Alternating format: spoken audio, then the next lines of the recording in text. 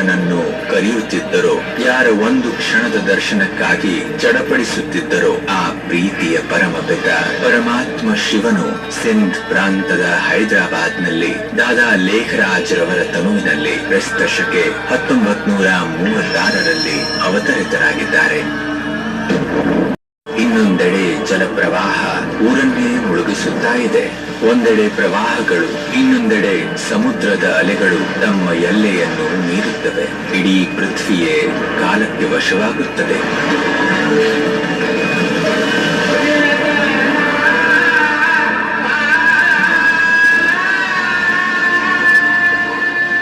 ಇದರ ಜೊತೆಗೆ ಅವರಿಗೆ ರಕ್ತಪಾತಗಳ ದೃಶ್ಯಗಳು ಕಂಡುಬಂದವು.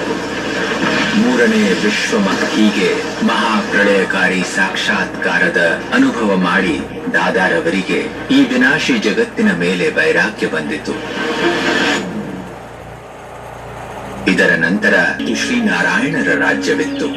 ಆ ಸರ್ವ ಸಂಪನ್ನ ಯುಗದಲ್ಲಿ ಒಂದೇ ರಾಜ್ಯ, ಒಂದೇ ಧರ್ಮ ಮತ್ತು ಒಂದೇ ಭಾಷೆ ಇರುವ ಕಾರಣ ಪ್ರತಿಯೊಬ್ಬರೂ ಸುಖಿ ಮತ್ತು ಸಮೃದ್ಧರಾಗಿದ್ದರು.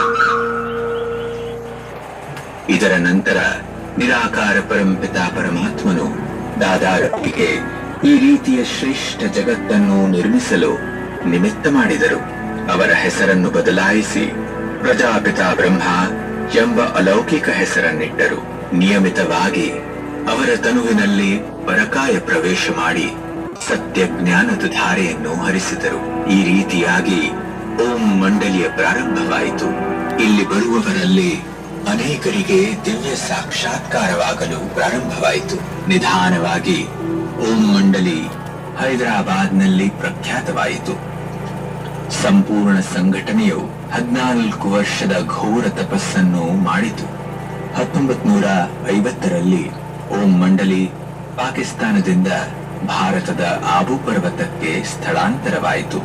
ಓಂ ಮಂಡಲಿಯ ಹೆಸರನ್ನು ಪ್ರಜಾಪಿತ ಬ್ರಹ್ಮಕುಮಾರಿ ಈಶ್ವರಿಯ ವಿಶ್ವವಿದ್ಯಾಲಯ ಎಂದು ಬದಲಾವಣೆ ಮಾಡಲಾಯಿತು.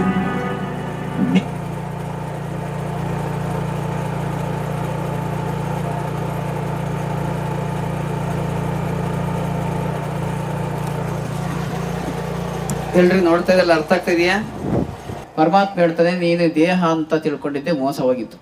ಈ ದೇಹ ಅನ್ನೋದು ಮಣ್ಣಿಂದ ಕಾಯ ಮಣ್ಣಿಗೆ ಅಂತಾರೆ. ಇದನ್ನು ಇವತ್ತಿಲ್ಲ ನಾಳೆ ಇಟ್ಟು ಬರ್ತಾರೆ, ಇಲ್ಲೊಂದು 1 ವರ್ಷ 10 ವರ್ಷ ಇಟ್ಟು ಬಂದ್ಬಿಡ್ತಾರೆ. ಇನ್ನು ಎಷ್ಟೇ ಬ್ಯೂಟಿ ಪಾರ್ಲರ್ ಹೋಗು, ಎಂಥ ಫಿಲಮ್ ಆ್ಯಕ್ಟರ್ ಆಗು, ಎಂಥ ಸುಂದರವಾಗಿರೋ ಮತ್ತೆ ಅದು ಮುಪ್ಪಾಗಿ ಸಾಯಿದೆ.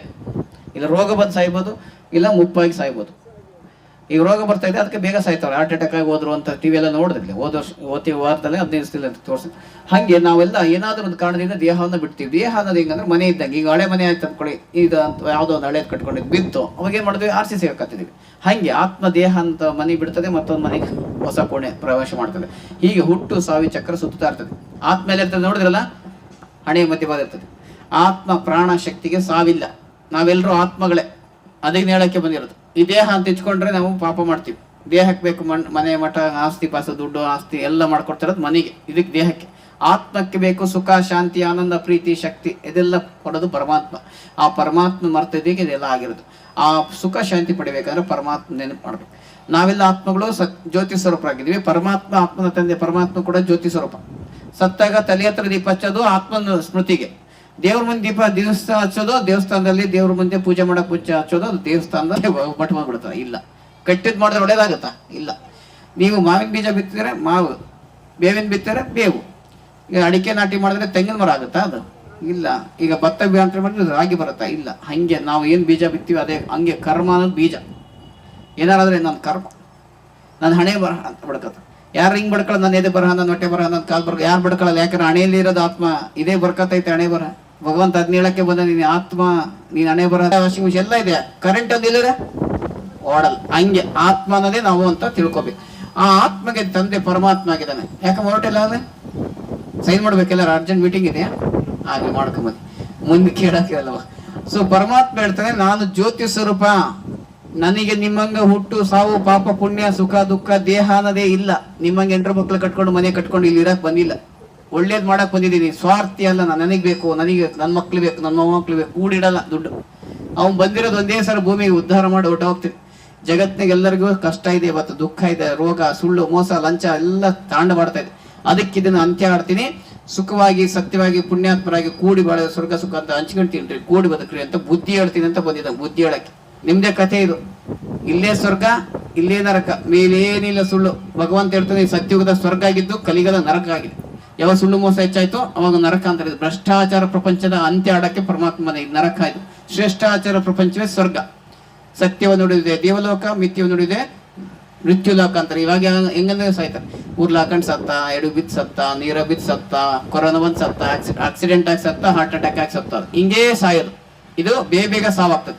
ಯಾಕೆಂದ್ರೆ ಇಲ್ಲಿ ಕರ್ಮದ ಹೊರೆ ಇದೆ, ಪಾಪದ ಹೊರೆ ಹತ್ಕೊಂಡಿದ್ದು. ಅದನ್ನ ಕಳ್ಕೋಬೇಕಾದ್ರೆ ಪರಮಾತ್ಮ ನೆನಪು ಮಾಡ್ಬೇಕೀಗ. ಏನ್ ಮಾಡ್ಬೇಕು? ಪರಮಾತ್ಮ ನೆನಪು ಮಾಡ್ಬೇಕು. ನಾನಾತ್ಮ, ನಮ್ಮ ತಂದೆ ಪರಮಾತ್ಮ. ಅಲ್ಲಿದೆ ನಮ್ಮನೆ, ಇಲ್ಲಿಗೆ ಬಂದೆವು ಸುಮ್ಮನೆ ಅಂತ.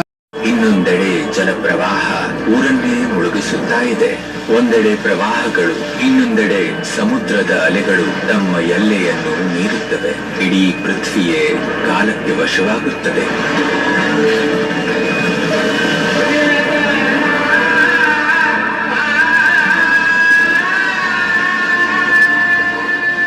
ಇದರ ಜೊತೆಗೆ ಅವರಿಗೆ ರಕ್ತಪಾತಗಳ ದೃಶ್ಯಗಳು ಕಂಡುಬಂದವು.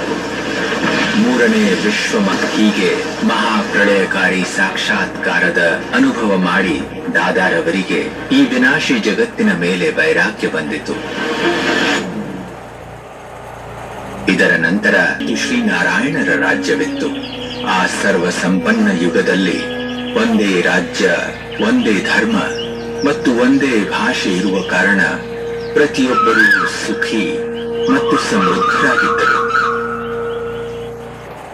ಇದರ ನಂತರ ನಿರಾಕಾರ ಪರಂಪಿತ ಪರಮಾತ್ಮನು ದಾದಾರವರಿಗೆ ಈ ರೀತಿಯ ಶ್ರೇಷ್ಠ ಜಗತ್ತನ್ನು ನಿರ್ಮಿಸಲು ನಿಮಿತ್ತ ಮಾಡಿದರು. ಅವರ ಹೆಸರನ್ನು ಬದಲಾಯಿಸಿ ಪ್ರಜಾಪಿತ ಬ್ರಹ್ಮ ಎಂಬ ಅಲೌಕಿಕ ಹೆಸರನ್ನಿಟ್ಟರು. ನಿಯಮಿತವಾಗಿ ಅವರ ತನುವಿನಲ್ಲಿ ಪರಕಾಯ ಪ್ರವೇಶ ಮಾಡಿ ಸತ್ಯ ಜ್ಞಾನದ ಧಾರೆಯನ್ನು ಹರಿಸಿದರು. ಈ ರೀತಿಯಾಗಿ ಓಂ ಮಂಡಲಿಯ ಪ್ರಾರಂಭವಾಯಿತು. ಇಲ್ಲಿ ಬರುವವರಲ್ಲಿ ಅನೇಕರಿಗೆ ದಿವ್ಯ ಸಾಕ್ಷಾತ್ಕಾರವಾಗಲು ಪ್ರಾರಂಭವಾಯಿತು. ನಿಧಾನವಾಗಿ ಓಂ ಮಂಡಲಿ ಹೈದರಾಬಾದ್ನಲ್ಲಿ ಪ್ರಖ್ಯಾತವಾಯಿತು. ಸಂಪೂರ್ಣ ಸಂಘಟನೆಯು 14 ವರ್ಷದ ಘೋರ ತಪಸ್ಸನ್ನು ಮಾಡಿತು.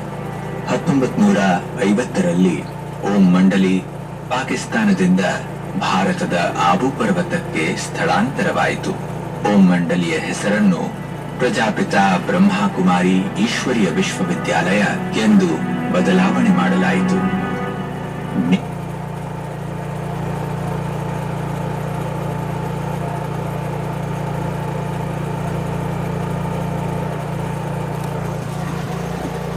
ಎಲ್ರಿ ನೋಡ್ತಾ ಇದ್ದಲ್ಲ, ಅರ್ಥ ಆಗ್ತಾ ಇದೆಯಾ? ಪರಮಾತ್ಮ ಹೇಳ್ತಾನೆ, ನೀನು ದೇಹ ಅಂತ ತಿಳ್ಕೊಂಡಿದ್ದೆ ಮೋಸವಾಗಿತ್ತು.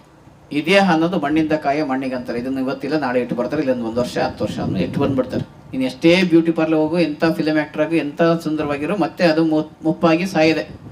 ಇಲ್ಲ ರೋಗ ಬಂದು ಸಾಯ್ಬೋದು, ಇಲ್ಲ ಮುಪ್ಪಾಗಿ ಸಾಯ್ಬೋದು. ಈಗ ರೋಗ ಬರ್ತಾ ಇದೆ, ಅದಕ್ಕೆ ಬೇಗ ಸಾಯ್ತಾರೆ. ಹಾರ್ಟ್ ಅಟ್ಯಾಕ್ ಆಗಿ ಹೋದ್ರು ಅಂತ ಟಿವಿ ಎಲ್ಲ ನೋಡಿದ್ರಿ. ಹೋದ ವಾರದಲ್ಲೇ 15 ದಿವಸದಲ್ಲಿ ಅಂತ ತೋರಿಸಿ. ಹಾಗೆ ನಾವೆಲ್ಲ ಏನಾದರೂ ಒಂದು ಕಾರಣದಿಂದ ದೇಹವನ್ನು ಬಿಡ್ತೀವಿ. ದೇಹ ಅನ್ನೋದು ಹೆಂಗಂದ್ರೆ ಮನೆ ಇದ್ದಂಗೆ. ಈಗ ಹಳೆ ಮನೆ ಆಯ್ತು ಅಂದ್ಕೊಳ್ಳಿ, ಇದು ಅಂತ ಯಾವುದೋ ಒಂದು ಹಳೇದು ಕಟ್ಕೊಂಡಿದ್ದು ಬಿತ್ತು, ಅವಾಗ ಏನು ಮಾಡಿದ್ವಿ, RCC ಹಾಕತ್ತಿದ್ವಿ. ಹಾಗೆ ಆತ್ಮ ದೇಹ ಅಂತ ಮನೆ ಬಿಡ್ತದೆ, ಮತ್ತೊಂದು ಮನೆಗೆ ಹೊಸ ಕೋಣೆ ಪ್ರವೇಶ ಮಾಡ್ತದೆ. ಹೀಗೆ ಹುಟ್ಟು ಸಾವಿ ಚಕ್ರ ಸುತ್ತಾ ಇರ್ತದೆ. ಆತ್ಮ ಎಲ್ಲ ಇರ್ತದೆ ನೋಡಿದ್ರಲ್ಲ, ಹಣೆ ಮಧ್ಯಭಾಗ ಇರ್ತದೆ. ಆತ್ಮ ಪ್ರಾಣ ಶಕ್ತಿಗೆ ಸಾವಿಲ್ಲ. ನಾವೆಲ್ಲರೂ ಆತ್ಮಗಳೇ, ಅದಕ್ಕೆ ಹೇಳಕ್ಕೆ ಬಂದಿರೋದು. ಈ ದೇಹ ಅಂತ ಇಚ್ಕೊಂಡ್ರೆ ನಾವು ಪಾಪ ಮಾಡ್ತೀವಿ. ದೇಹಕ್ಕೆ ಬೇಕು ಮನೆ ಮಠ ಆಸ್ತಿ ಪಾಸ ದುಡ್ಡು ಆಸ್ತಿ ಎಲ್ಲ ಮಾಡ್ಕೊಡ್ತಿರೋದು ಮನೆಗೆ, ಇದಕ್ಕೆ ದೇಹಕ್ಕೆ. ಆತ್ಮಕ್ಕೆ ಬೇಕು ಸುಖ ಶಾಂತಿ ಆನಂದ ಪ್ರೀತಿ ಶಕ್ತಿ, ಇದೆಲ್ಲ ಕೊಡೋದು ಪರಮಾತ್ಮ. ಆ ಪರಮಾತ್ಮ ಮರ್ತದಿಗೆ ಇದೆಲ್ಲ ಆಗಿರೋದು. ಆ ಸುಖ ಶಾಂತಿ ಪಡಿಬೇಕಂದ್ರೆ ಪರಮಾತ್ಮ ನೆನಪು ಮಾಡ್ಬೇಕು. ನಾವೆಲ್ಲ ಆತ್ಮಗಳು ಜ್ಯೋತಿ ಸ್ವರೂಪರಾಗಿದ್ದೀವಿ. ಪರಮಾತ್ಮ, ಆತ್ಮನ ತಂದೆ ಪರಮಾತ್ಮ ಕೂಡ ಜ್ಯೋತಿ ಸ್ವರೂಪ. ಸತ್ತಾಗ ತಲೆ ಹತ್ರ ದೀಪ ಹಚ್ಚೋದು ಆತ್ಮನ ಸ್ಮೃತಿಗೆ.